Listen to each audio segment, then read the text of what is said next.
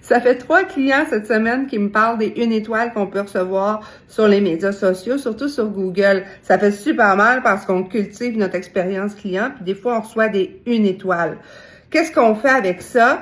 Il y a 2 catégories qui distinguent. Là, j'ai un peu peur parce que j'ai tendance à entendre que des fois, des compétiteurs ont une stratégie malsaine de mettre des 1 étoile.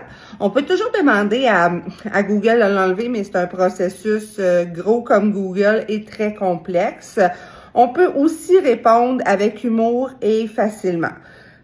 Premièrement, quand c'est un compétiteur, on peut marquer « Je comprends que vous préfériez votre compagnie à la mienne ». Quelque chose de gentil. Jamais dans la colère, jamais en dénigrant. Ça sert à rien la colère, ça sert à rien de dénigrer. Personne n'aime les gens fâchés. Personne n'aime ça. Quand c'est un client, moi, j'aime bien répondre. Tu sais, c'est vrai qu'on a tendance, tout le monde, à lire les mauvais commentaires en premier au lieu de lire les bons commentaires.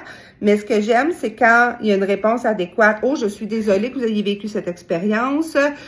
Voici ce qu'on peut faire. Pouvez-vous me parler en privé? » Bref, je trouve que quand on vit un problème avec un client, parce qu'on va tout en vivre de temps en temps, ben, faut le voir comme une opportunité d'avoir l'air comme quelqu'un qui offre un excellent service après-vente, un excellent service à la clientèle. Donc, le 1 étoile négatif fait mal. Faut répondre tout le temps. Moi, je réponds même aux bons commentaires parce que les gens qui prennent le temps de nous dire des belles choses, ben, méritent autant notre attention que les gens qui sont fâchés puis qui nous disent des mauvais commentaires. C'est beaucoup plus dur de prendre le temps d'exprimer son contentement que son mécontentement. Puis quand c'est des compétiteurs, on respire, on le prend pas personnel, haters gonna hate, puis on répond avec humour, une petite craque, un petit clin d'œil, quelque chose qui montre qu'on est le plus mature des deux.